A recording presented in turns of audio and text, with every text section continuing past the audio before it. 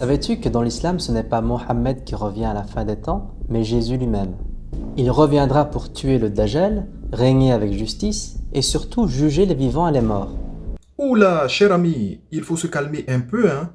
Au fait, tu n'as pas inventé de l'eau chaude. Nous, musulmans, nous savons que Jésus, donc Isa alayhi salam, il reviendra, il sera même un signe pour l'heure.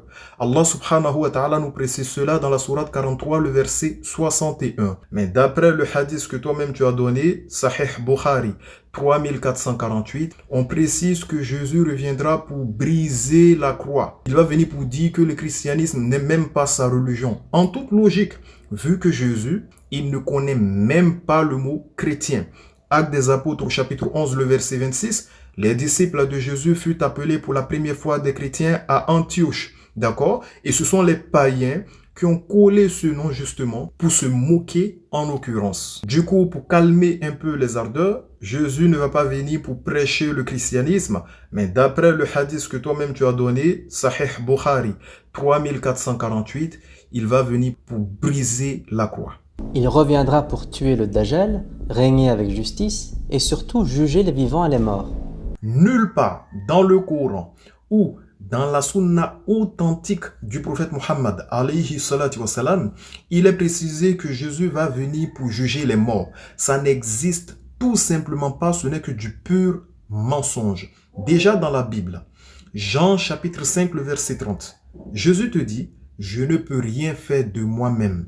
Selon ce que j'entends, je juge et mon jugement est juste. Pourquoi son jugement est juste? Parce que je ne cherche pas ma volonté, mais la volonté de celui qui m'a envoyé. De cette même façon, Moïse jugeait avec les lois de Dieu pour accomplir la volonté de Dieu. De cette même façon, le prophète Muhammad alayhi salatu wassalam, il jugeait avec les lois de Dieu pour accomplir la volonté de Dieu. Deuxième élément, Jésus n'a ni été tué, ni été crucifié. Il reviendra, il va vivre et il va mourir. Ça, c'est notre foi. Donc, dans ce contexte, dans le Sahih de Muslim 155, le prophète sallallahu alayhi wa sallam nous dit que Jésus sera un dirigeant juste. Dans le Sahih de Bukhari 3448, le prophète sallallahu alayhi wa sallam nous dit que Jésus, il sera un juge équitable de son vivant. Donc, n'allez pas vous tromper pour dire il va juger les morts. Ça n'existe pas en islam. Il faut connaître le contexte des hadiths. Et même si on admet, au passage, je salue mon frère One Fire, j'espère que tu vas bien, Akhi, barakallahu fik. Je te dédicace d'ailleurs cette partie. Admettons, Jésus juge. Est-ce que ça fait de lui un Dieu?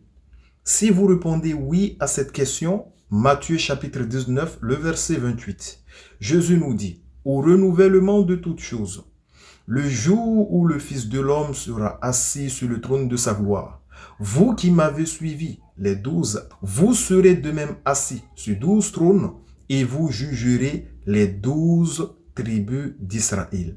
Est-ce que parce que les 12 disciples, ils vont juger, ça fait des 12 disciples des dieux? Si vous répondez oui pour Jésus, c'est qu'on répond oui aussi pour les disciples. Donc, ça ne tient pas la route. Dans le Coran, Jésus n'est pas Dieu, ni même fils de Dieu. Et pourtant, c'est lui qui reviendra pour juger l'humanité. Et parmi les morts à juger, il y a aussi Mohammed. Cher ami, arrête de raconter des bêtises.